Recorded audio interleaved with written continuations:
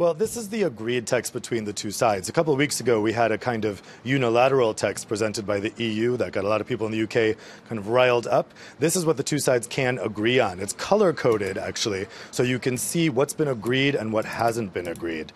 So the main things that have been agreed, the movement that was announced today, has to do with that transition period. That's a period of about 2 years after Brexit technically happens, but the UK stays in the common market.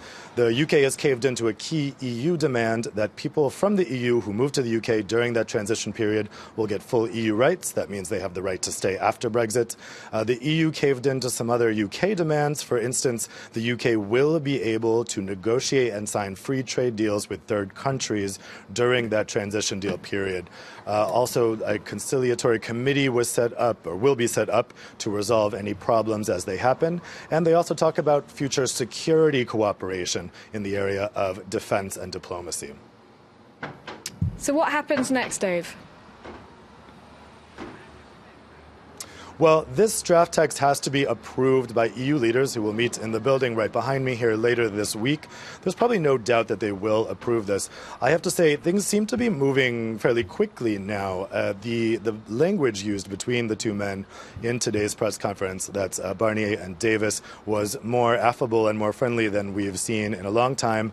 Talks have been quite tense for many months, but they were very keen, clearly, to portray the image of Brexit talks back on track. The EU leaders are going to want to present that also. So I think we're probably going to see a pretty unified front here on Friday. But of course, there is the question of the things missing from this draft text, and that most notably includes the Irish border. It is not settled yet in this text.